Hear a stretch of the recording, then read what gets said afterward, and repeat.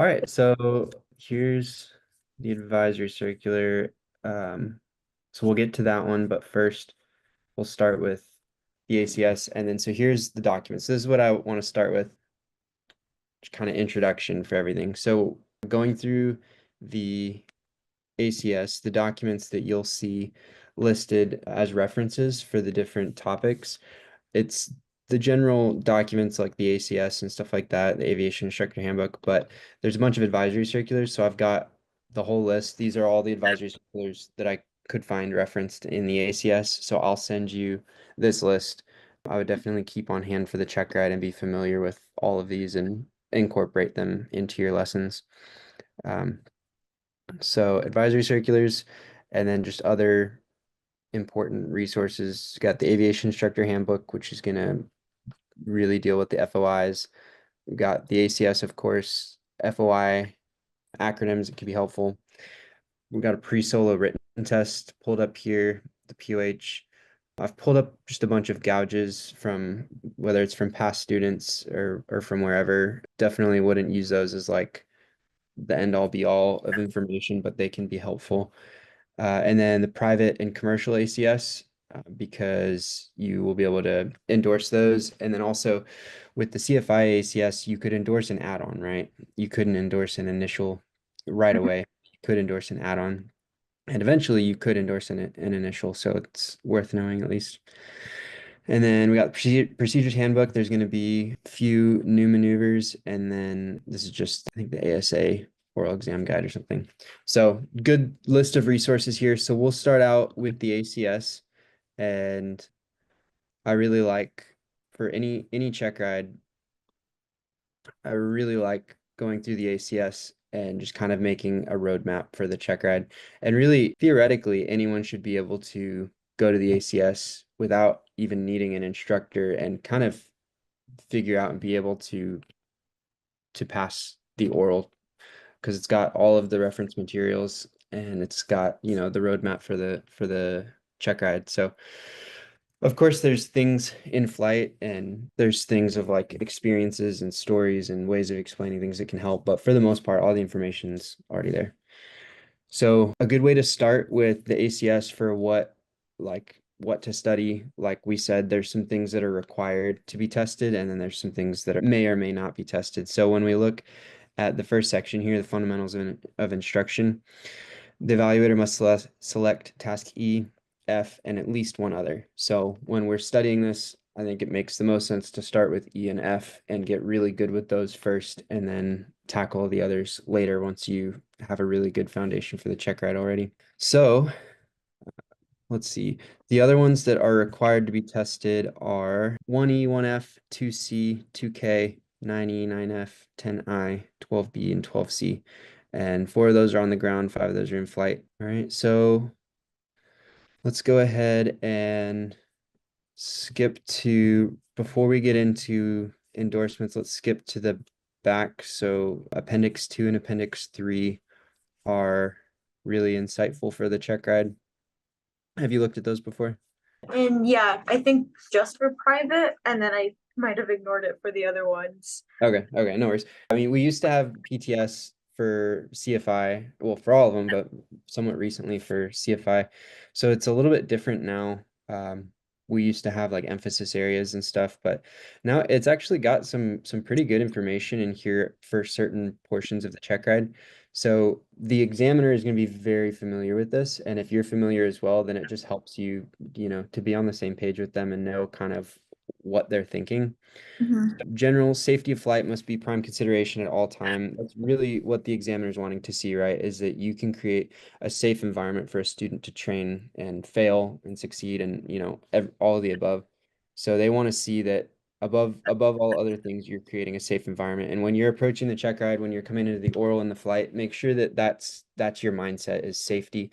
And even something that you'll see on the spin flight, something I really like to do for the spin training, which is the next one there, Mhm. is to do a couple scenario spins where I'm a student and we're practicing stalls and I may or may not make some mistakes and you can decide to escalate intervention as necessary. And that's just good practice because the examiner is probably going to do that at some point on the check ride and expect you to take controls.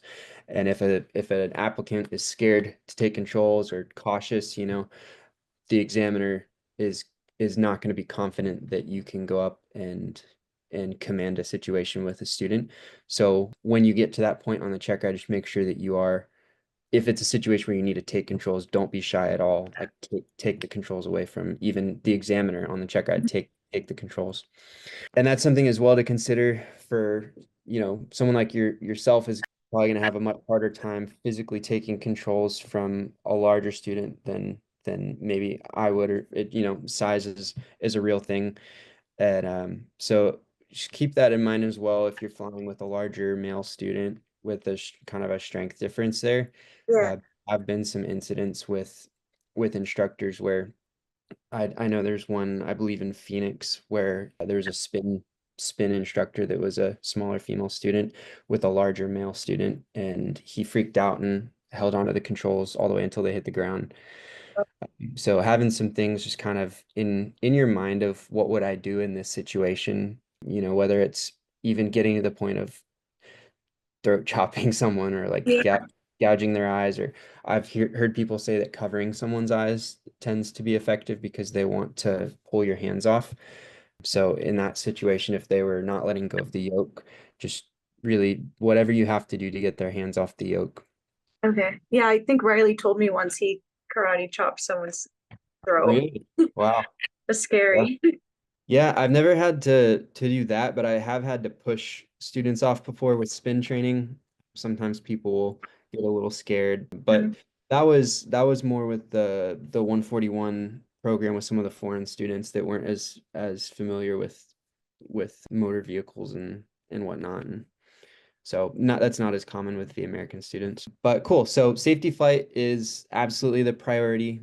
So if performing a given maneuver, such as emergency procedures, don't let them do anything for the sake of testing that makes it unsafe. So if you make a judgment call of, hey, I don't feel comfortable with that. I think for the sake of safety, we should maybe reset or something like that. They're going to be thrilled, right? Of Mhm. course, we don't want to be scared unnecessarily, but I think being a new instructor, it's better to lean on the side of being too safe than not safe enough. As you get more and more experience, you can start to widen out what you're comfortable with, but starting out, definitely keep that a pretty tight grip on what you're comfortable with. So stall and spin awareness, of course, we're going to do the spin training. It's required 61, was it 183 I1, I believe. And so that's required for the check ride. You'll get an endorsement in the training for that, would be ground and flight training. You don't have to do spins on the check ride unless you fail that portion on the check ride. Then when you come back for the flight, you would have to spin with the examiner. But that's a pretty uncommon thing to fail on in the flight. Um, so we'll talk about spins for when we get to that lesson. But use of checklists, use of checklists, just make sure you're doing that positive exchange of flight controls, use of distractions, ADM, multi-engine's not applicable, and then single engine considerations. So this one at the end is important. For safety reasons, the evaluator will not request a simulated power plant failure in a single engine airplane unless it is possible to safely complete a landing. So just for your awareness, nothing should happen outside of those parameters. Okay. And then Appendix 3, aircraft equipment and operational requirements and limitations. So it has to be equipped properly, of course, for the check guide. It's a CFI, not a double I. Um, so let's see here. Yeah, nothing too significant in that section. Okay, let's see. So then down here it gives you some specifics about the maneuvers. So this is one of the most helpful parts of the whole ACS now. So the power off 180. Note that certain single engine turboprop, so that is not applicable, but initiating a go around as a result of an applicant's inability to complete this task within tolerances specified in the skill elements is considered unsatisfactory. Runway safety concerns beyond the control of the applicant or evaluator that necessitate a go around would not be considered unsatisfactory. So if there's a safety issue, you can go around, but for the sake of performing the task, not able to go around on this one. Okay. I know that's pretty common for people to say you can go around on a power off 180 for Checkride, so I don't know if this is because of the update to the ACS or not, but I guess not for this one. Slow flight, stalls and spins. Let's see. So this one basically is talking about full stalls and first indication, so you can do whichever you want, and the examiner could ask for either. Okay. So first indication or a full stall here. So make sure you know beforehand. Don't leave it up to any uncertainty with that. Make sure you know what they're wanting. But we'll definitely practice both. And with your students, I would recommend to make sure they're familiar with both. Okay, we got slow flight and the drag demonstration. Have you ever done the drag demonstration before? No. Does it have?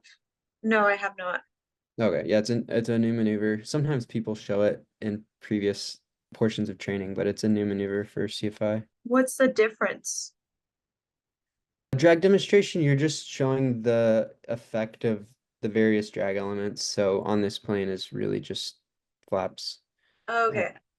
in a multi-engine, it makes a lot more sense to you because you have gear and flaps and cow flaps.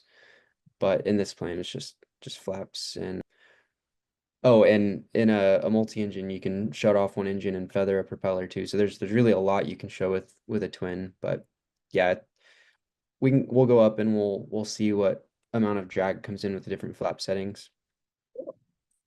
Yeah. Power off stalls should not mandate a predetermined value for altitude loss and should not mandate maintaining altitude during recovery. So they've added these in because of concern with secondary stalls. So I think it is still beneficial to kind of set up the scenario for a student of, you know, a takeoff or an approach stall. But sounds like the FAA is leaning away from being too adamant about maintaining altitude on recovery or anything like that because of secondary stalls. Okay. That makes a lot of sense though. Yeah. Let's see. Power on stalls. In some high performance airplanes, the power setting may have to be reduced to avoid the nose pitching up too high. That doesn't really apply to us. Okay, again, not using predetermined values for altitude loss. Accelerated stalls, recovery, that's in a multi-engine recovery at first indication. Set power for airspeed at or below design maneuvering speed. Delaying application of power until the airplane reaches a wings level. Attitude attains a speed that exceeds VMC. That would be for multi-engine. For the trim stall, it says a realistic scenario includes a simulated short field approach at altitude trimmed for approach airspeed. So I guess they don't want that done, of course, on a real approach to landing being low to the ground. So you could do a simulated, just say the ground is at, you know, 3,000 to 4,000 feet or wherever, and set up the approach and then have them go around and see the trim stall. Okay. I would just be demonstrating this in a checkride, or It will I depends. also have to know how to teach it? There will be both. Some maneuvers you'll demonstrate and some maneuvers you will teach and the examiner will fly. Okay. Cool, cool, Yeah. cool. So you'll want to be proficient enough to demonstrate it, but also knowing the standards and being able to point out if the examiner is doing it, they may be showing a specific error and they'll want you to see what error that is. But it's not that difficult with the maneuver errors. I mean, coordination, speed, cross-controlling, overbanking, things like that. It's really the same errors on every maneuver for the most part. So when you're an instructor, you get really used to looking between the slip skid indicator and the airspeed during maneuvers. Let's see. Emergency operations. So emergency approach and landing has to allow for a safe landing in the event of an actual engine failure. We don't have parachutes. That's not applicable. Not multi-engine.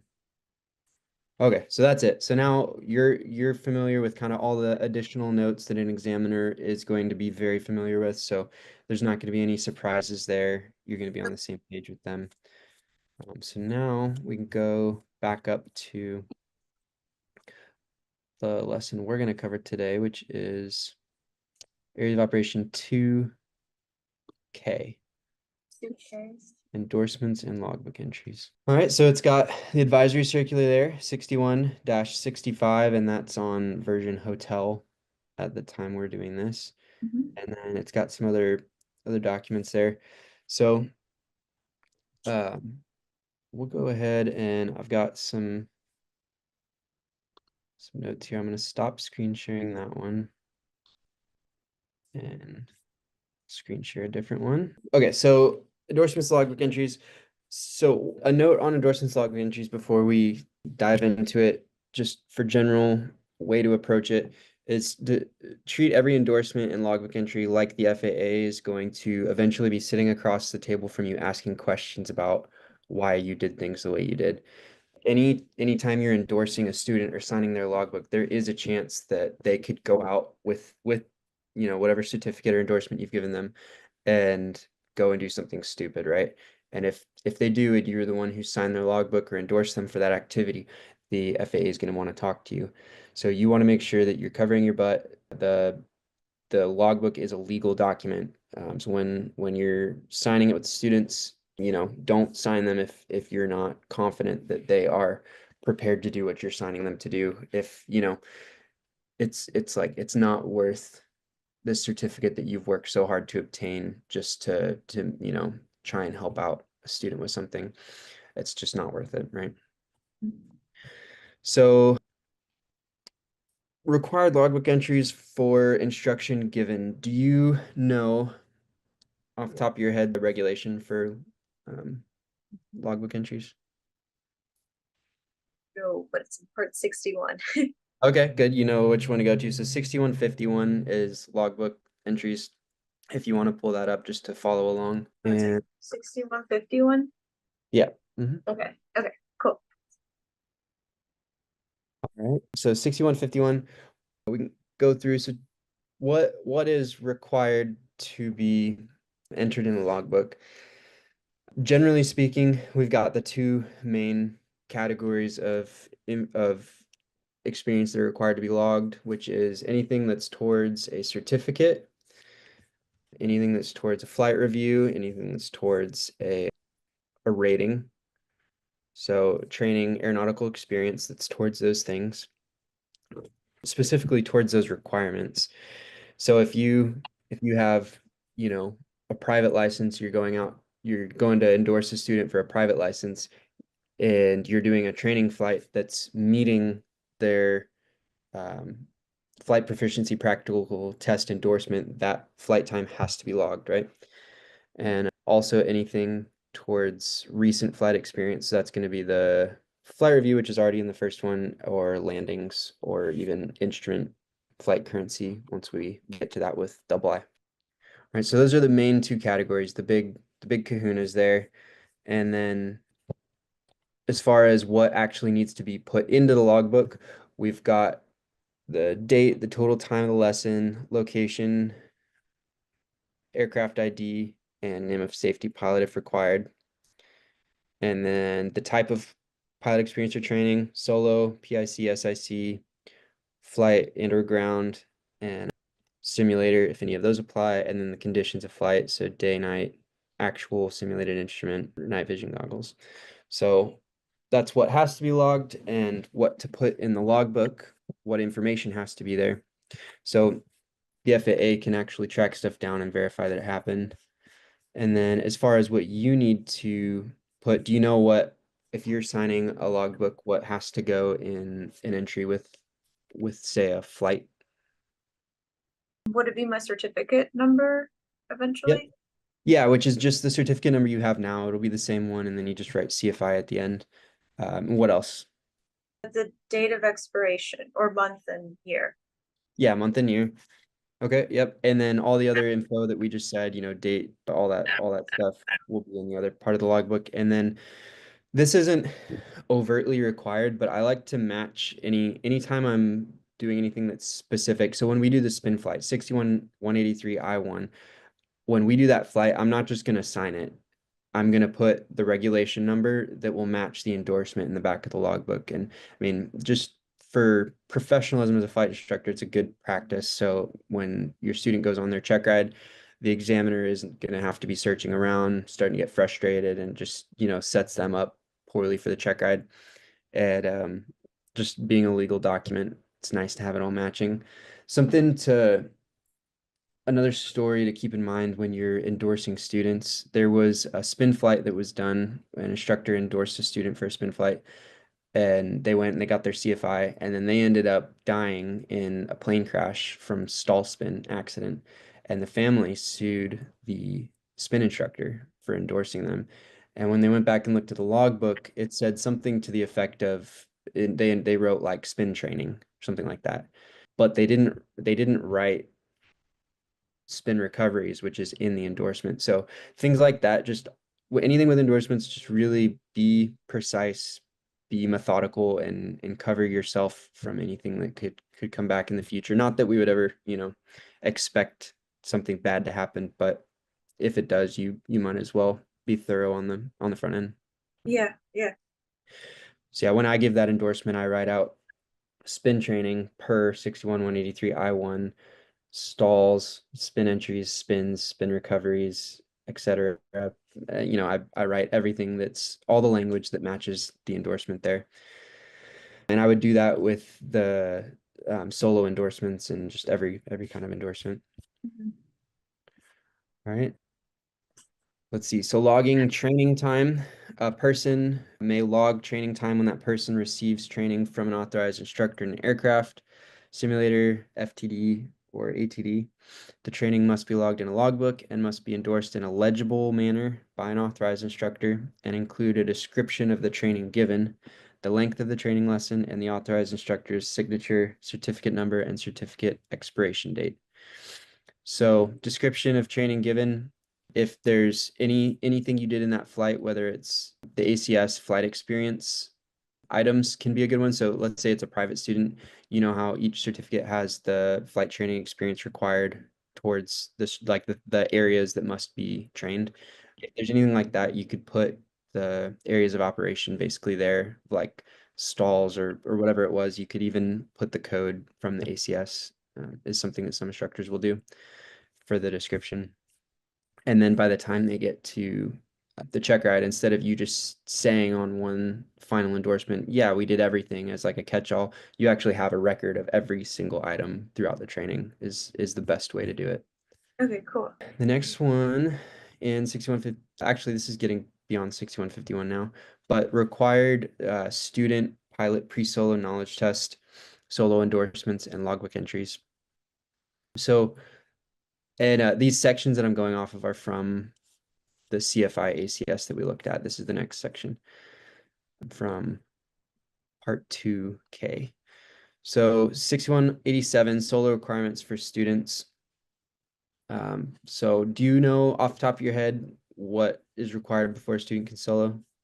Yes, like the endorsements or like the type of training in the endorsements. All of the above, yeah. So they have to have done a knowledge test. The school has one, but it covers basically like the make and model, Mhm. specifics and limitations of an aircraft, like the airspace around. I know there's a 90-day endorsement. There might be a couple things, other things. Okay, yeah. Yeah, let's do this. I'm gonna pull up a document and show you this way for the endorsements. I like talking through endorsements in a chronological order. I think it's the best way to do it. But real quick, before we hit the endorsements there, just to make sure we covered that, um, for the solo flight, yes, the aeronautical knowledge test, and it has to cover certain things. So the test must address the student pilot's knowledge of applicable sections of Part 61 and 91. And now, okay, well, what applicable sections? Well, in the front of the FAR aim, it has applicable sections listed out, right, for each type of pilot. So I would just go based off of that. Airspace rules and procedures for the airport where the solo flight will be performed, flight characteristics and operational limitations for the make and model of aircraft to be flown, and then the student's instructor must administer the test, and at the conclusion of the test, review all incorrect answers with the student before authorizing the student to conduct a solo flight. I would also, in conjunction with this, log ground in their logbook of doing this. So anytime you do something official like this to meet requirements, make sure that there's a matching, not just endorsement or not just test, make sure there's a matching logbook entry as well. All right. And then the pre-solo flight training. So you can't just get a new student that you've never flown with, right? You have to it says the student must receive and log flight training for the maneuvers and procedures of the section that are appropriate to the make and model of aircraft to be flown, and demonstrate satisfactory proficiency and safety as judged by an authorized instructor on the maneuvers and procedures required by the section in the make and model or similar make and model of aircraft to be flown. Mhm. All right.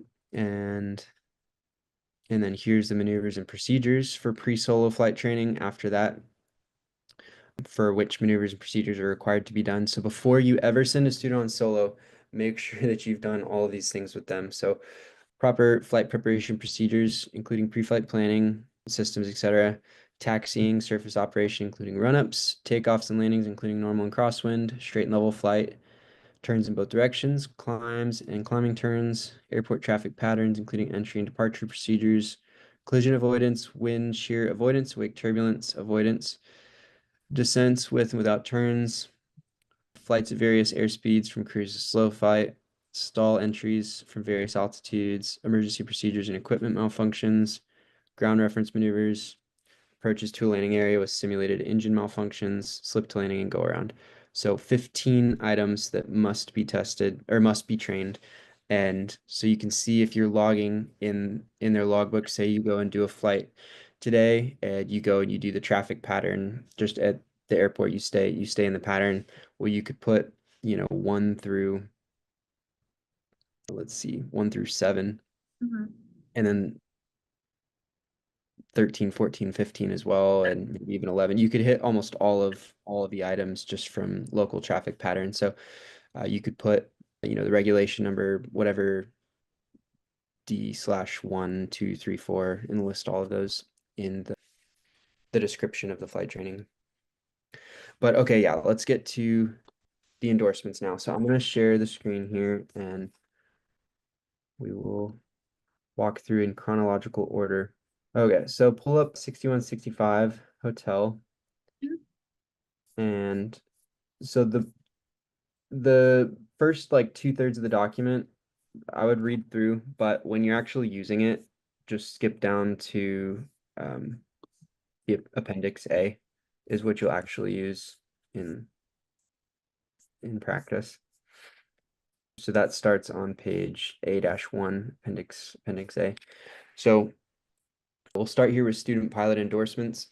So the first thing someone needs on day one, do you remember what a student needs on day one of flight training? The student pilot certificate and like the TSA endorsement. Yeah, for the sake of this, we'll just do endorsements. But you're right, you would also want to make sure that they have their student pilot certificate applied for on IACA, and you would need to sign that. And then you want to make sure that they've at least scheduled their medical exam if they haven't got it already. Mhm. And I probably would schedule their written test, a month out or whatever. But yeah, the only endorsement to start with on day one, there's only one endorsement that's required. Do you know what that one is? It's not the TSA one. Dang it. Oh, you said TSA. Sorry. Yeah. Oh, Yes. okay. My bad. Yeah, TSA. So we've got to verify that they're a citizen or have a right to be here, right? So there are times where they don't need to be a US citizen.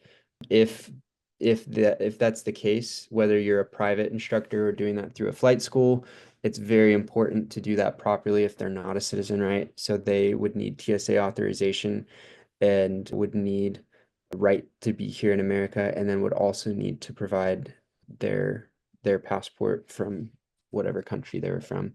So an example of that, if a student was from, say, Argentina and they wanted to train here, they would need TSA authorization through the FTSP website.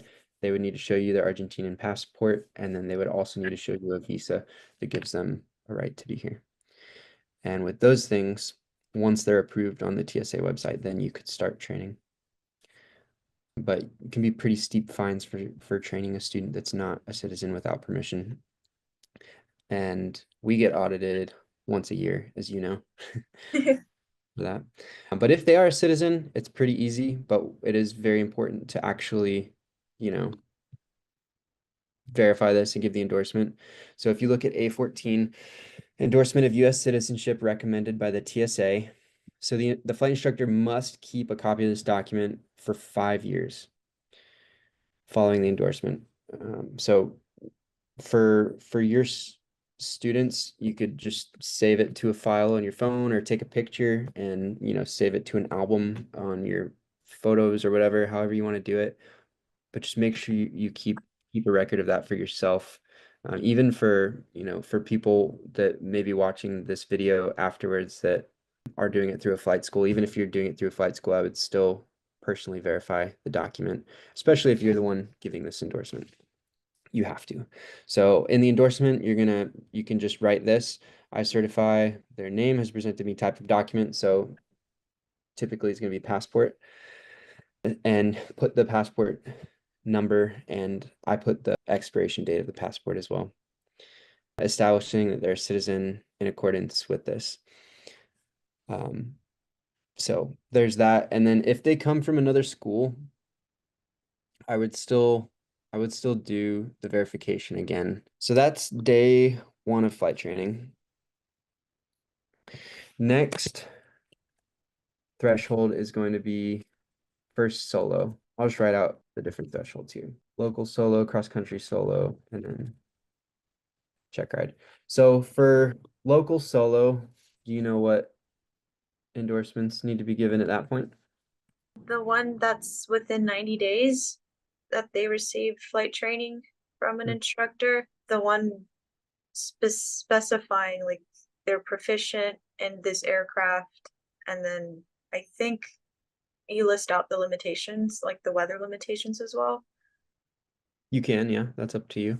Yeah, there's 3 here. So we already talked about this before with the knowledge test, but there's a pre-solo aeronautical knowledge endorsement, and this is an endorsement that matches the written test that you administer to them. Not the FAA one, but the one that you give them.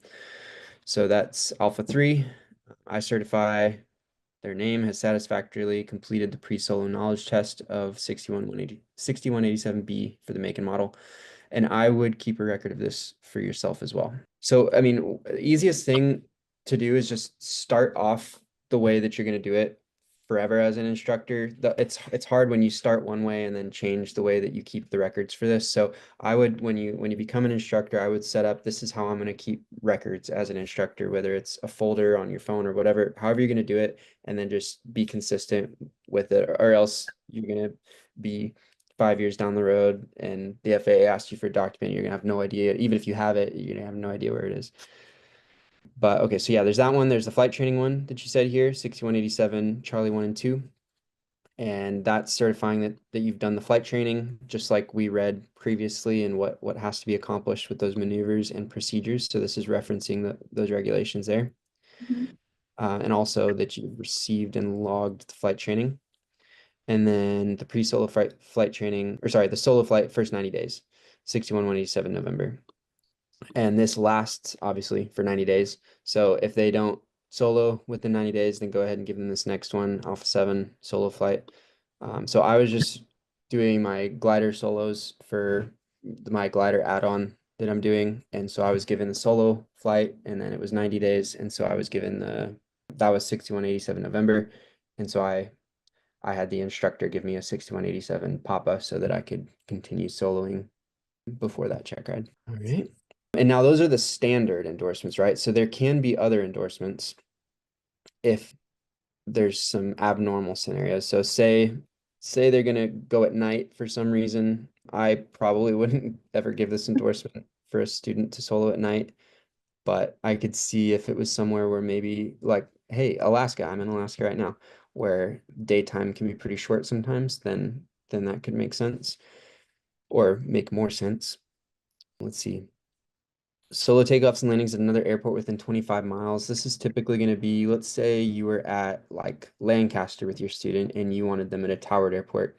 you could give them their local solo endorsement here to go over to Redbird with a tower and do their pattern work there. Mhm. But it's still not cross country. So that has to be within 25 miles. And then we start getting into the cross country stuff. All right. So at this point, they have 4 endorsements: pre-solo, written, pre-solo, training, and 90-day. All right. So they've done their local solos now. How much local solo versus cross-country solo do they need? 5 hours of cross country solo, 10 hours total of Good. solo Yeah. and jump. Okay. Awesome. So typically 5 and 5, but at least 5 on the cross-country side. Cool. Something that you could do for making that work well is if they haven't finished up all of their local solo, let's say they've done like 4 hours or something like that, you can move on to their cross-country solo. And then if they do like 5.2, then you know how much more you need to do locally without sending them on another 2-hour cross-country. Yeah, All right, so for cross-country, do you know what endorsements are needed? it has to be specific to the route. That one you do have to put weather limitations. And then including in it, you have to mention that it's airplane, single engine land, and then the 90 days as well. Okay. Well, you don't necessarily have to add weather restrictions. That's up to you if you want to. I think it's a good idea too, though. I definitely would put in some kind of limitation for probably for visibility, and crosswind would probably be the limitations at the least that I would add. Just something that's kind of a catch-all, you could put something relatively high, but just to make sure they're not going out there in like a 30-knot crosswind with 2-mile visibility. Yeah. And then you have to put that you reviewed the flight plan, that as well. Yeah, that endorsement as well. So the the instructor that does the training has to give the first one. So there's the solo cross country training essentially, and then the solo cross country planning. The training, you can't give that one unless you're the one who flew with them, right? Mhm. But the planning, any instructor can give to them that reviews it. And so it's pretty typical at a flight school that any instructor that's around will be willing to give that endorsement if they've got a couple minutes to look over the planning. But actually look over it, sometimes you can get some wacky stuff on their planning and they'll say they're landing with whatever fuel and you're like, did how did you get these numbers? Actually take a look and make sure, with the ground speed and the fuel and all that stuff, that the fuel makes sense, and that make sure they've actually flown the route before if you're not their instructor. I would probably shoot a text or a call to their instructor and make sure that they are supposed to be going on the flight.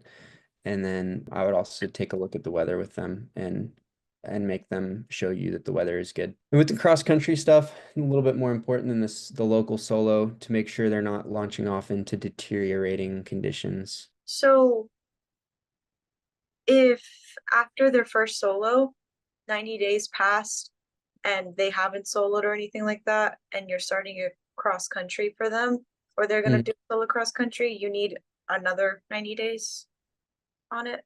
So how that works? I believe so. Let's read through here. That's nighttime. Yes, I believe so.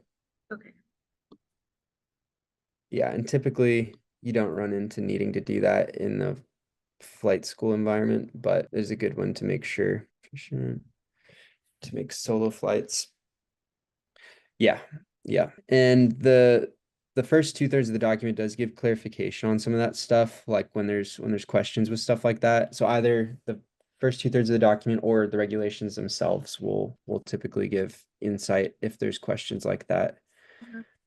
Um, let's see. I'm gonna see if I can find if this actually has anything about that. Pre-solo. Okay, 90-day. A student pilot may not operate an aircraft in solo flight unless the student pilot has received an endorsement in the student's logbook for the specific make and model. Give the training.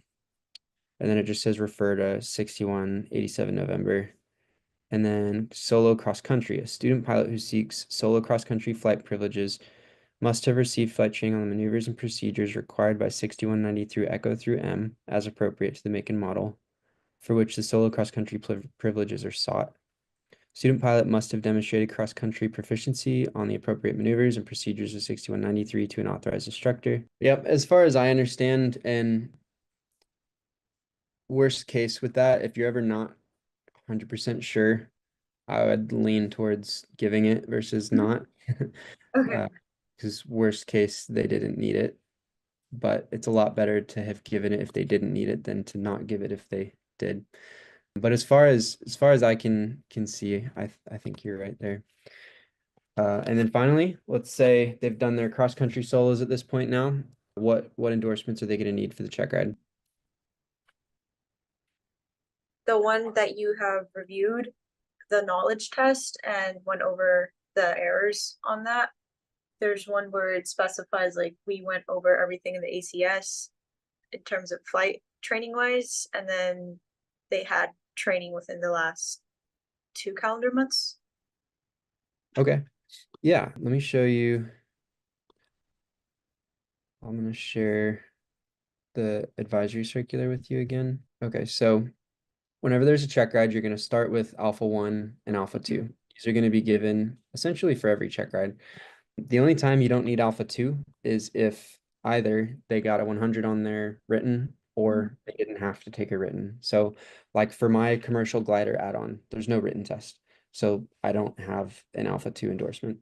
For my CFI glider add-on, I did take a written test and I did not get 100. So I will have to have one of these. Okay. Every check ride you take, there will always be an Alpha 1. So we can go ahead and look at that one. And this is all one regulation, right? 6139, Alpha 6, 1, 2, and then 3 is the review of deficiencies. So 1 and 2, I certify that whoever has received in-log training within 2 calendar months preceding the month of application, and that they're prepared for the required practical test for the issuance of whatever certificate. So that means we're not sending students to check rides that we think will fail, right? I know there sometimes can be pressure to do that for various reasons, but I mean, you don't have to know, like you can never know that they'll pass, right? It's a check ride. It's never certain, but you shouldn't believe that they're going to fail when you send Right. them. And then with the 2 calendar months, I had the endorsements and everything for the glider check ride, and then it got pushed back for the various reasons, and it was outside of that 2 month time. So I had the instructor give me this endorsement again. All right. And we not only that, but we had to go back up and do training again, right? You can't just give the endorsement without training. So we had to go back and basically refresh and do dual flight to be legal to take the check ride again. Does that specify that you have to do everything? No, so 6139, let's go ahead and pull up the regulation. So 6139 Alpha 6 1 has received and logged training time within 2 calendar months preceding the month of application in preparation for the practical test. Okay. That's what the regulation says. So of course you're going to be showing things in the logbook for the flights that you sign that substantiate this, and I would definitely put check ride preparation and list out the things that you're doing, the areas of operation or experience requirements that you're covering. Okay, cool. Yeah. All right. So every check ride, we're going to start with Alpha 1 and Alpha 2, private, commercial, CFI add-ons. We're always going to start with those. The CFI add-on, there won't be a written test though, so you're not going to need Alpha 2. Mhm. And then from there, we're going to go to that section. So we'll go down to private pilot. So when we scroll down to private pilot, it's got these 2 endorsements and boom. So it's 4 endorsements total for the standard private pilot. We got our 6139s, and then we've got our knowledge test. This is the endorsement to take the knowledge test. Mhm. So again, with the CFI add-on, if you send someone for a CFI add-on, they're not going to have knowledge test endorsement either. But flight proficiency practical, that will pretty much always be there. And that's referencing. So you see for private 61, 103, 107, 109, commercial 123, 127, 129. It's because it's the same things in the different sections of the FAR-AM. Okay. So let's actually take a look at that too. 61, 103, 107, 109. I'm going to pull that up really quick. Okay, so 103 is the eligibility requirements. 107 is the flight proficiency, and 109 is the aeronautical experience. So that's what the endorsements referencing. All right, so go back to this one. All right, so Checkride, we've got 61, 39, Alpha. Okay, so they're from day one starting to taking their Checkride, they're done. They took their Checkride, and now we have three possible outcomes of Checkride, right? What are those possible outcomes? Passing, a discontinuance, and then disapproval. Good. So if they pass, no more paperwork. If they discontinue, uh, is there any more paperwork? Anything else we have to do? No, we don't have to do any endorsements. Okay. However, they do have to accomplish the check ride within a certain amount of time, right? Yes, Okay. Do you know how much time that is? the 60 days. Okay, cool. And if they don't, then now we're going back into the plane and redoing endorsements and stuff, right? And then if they fail, do you know what endorsement has to be given? So we have to train them first, like do a little retraining flight, and then put an endorsement saying that we did that retraining endorsement or Mhm. retraining flight. I think that's it, as long as it's within 60 days. Okay, yeah. So if you look at 6149, it's going to be under additional endorsements in the advisory circular. Oh, okay. 6140. Okay, here it is. Retesting after failure, Alpha 73. So retesting after failure 6149. In the case of a failed knowledge test, instructor may complete the endorsement in the space provided at the bottom of the report. And then for practical test, the instructor must sign the block provided for the instructor's recommendation on the reverse side of the 8710 for retake of a practical. And then yeah, you have to do the retraining as well. Okay. And then the endorsement, I certify that whoever has received the additional flight and or ground as appropriate training as required by 6149, I've determined they're proficient to pass the test. All right. So if there's a student, every now and then you'll run into a scenario where, say, a student were to fail on, like, let's say you fly out with a student to like Decatur for a check ride to a different airport, and you're out there and the examiner has another check ride after them.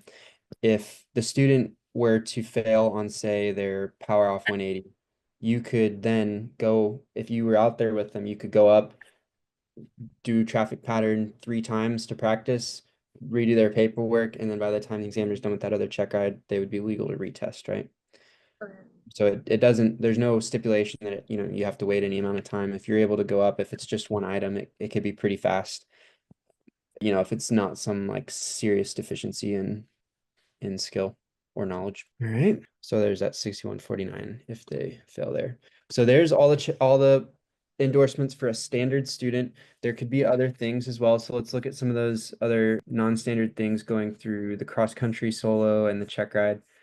So cross-country solo, we can have solo flight in class Bravo airspace, solo flight to from or at an airport located in class Bravo, and then repeated solo cross-country flights not more than 50 nautical miles from the point of departure. So some additional ones here. Generally speaking, there's the only time you're going to endorse someone for solo in class Bravo is if it's operationally required to be able to do a cross country. There's some airports where that may be the case, but if it's not required, then I probably wouldn't bother with it. And then the repeated solo cross country flights not more than 50 nautical miles.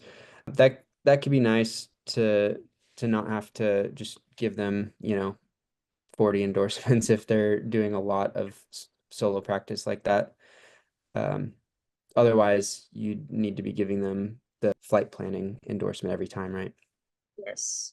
So for the repeated solo cross countries, does it Does it specify in there that like this is a repeated solo cross country, or do you just put like two different dates on something that looks like just a regular solo cross country endorsement?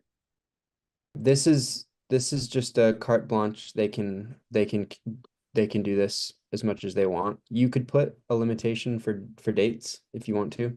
Okay. You can get creative with the limitations. There's not really anything that you're not allowed to write as a limitation, whatever you want, you can put in there. So you could say they have to get 10 hours of sleep to do this, or they have to be hydrated. You could put in anything you want.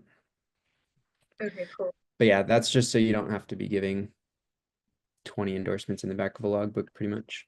And then are you familiar with the list of airports that are not allowed for flight from a No, solo flight? not. Okay, Oh, like so Bravo? yeah. Do you know where Okay. to find the list? No, I don't. Okay, let's see here. It has been a minute since I've pulled up that list, so let me see if I can pull it up quickly. Okay, 6195. Operations in Class B airspace and at airports located within Class B. A student pilot may not operate an aircraft in Class B airspace unless the student has received both ground and flight training from an authorized instructor. Logbook of that student has been endorsed within a 90-day period and received the required ground and flight training, found to be proficient. No, that's not what I want, actually. I mean, that's still good to look at and to know, but there's a list of airports. See if I can find it. Okay, 14 CFR 91 Appendix D. Section 1, locations at which the requirements these regulations do not apply. Okay, here's the one we want at the bottom. Pursuant to 91-131 Bravo 2, solo student, sport, and recreational pilot operations are not permitted at any of the following airports. And it lists Atlanta, Boston, Camp Springs, Chicago, Dallas, LA, Miami, Newark, New York, JFK, and New York LaGuardia, and then San Francisco and Washington, D.C. What was the regulation? It's Appendix D of Part 91. Okay. Index D of 91. Cool, cool. And it references that 91-131 Bravo 2, and it says are not permitted at the airports. So it doesn't mean they can't fly in the Bravo airspace there if they have the endorsement, but they cannot go to that airport and land. So then once we know all of that, then we can use that same pattern for any check ride. So now let's see, share this one again. We've got this format here for a check ride. So these you can get rid of because we're not soloing again on commercial or CFI, right? But Mhm. it's going to be the same exact thing for commercial, except just, swap these two out for the ones in the commercial section of the advisory circular. So, but it's still a written test for your commercial, your CACs written, and then the flight proficiency practical, but instead of the 103, 107, whatever, it's the 123, 127, and so forth. But it's the same four endorsements, same possible outcomes. And then for the CFI add-on, that one is going to be a little bit different because we're not going to have either of these two, right? And the flight proficiency practical actually says it's a ground and flight proficiency practical. The endorsement looks a little bit different, but it's essentially the same thing. And then they would have had their spin endorsement previously because they already would have gotten their initial CFI. So I would if you ever did a CFI add-on, I would verify that they had done their FOI and FIA, Mhm. and then I would verify that they had done their spin training and had all of those written in spin endorsements previously, but you're not going to need to give any of those in that instance. The only endorsement that you will need to give for that is an added category in class. And that's kind of a unique one because if they got their CF double I first, you wouldn't need to give an added category in class. But if they got their MEI first, then you would need to give added category in class because they're only rated to be an instructor in multi-engine and they're adding that cat class for single engine. Okay. And that is that up here. It's under additional endorsements, additional aircraft category or class other than ATP, Alpha 74. I certify they've received required training for an additional category class, determine they're prepared for the practical test.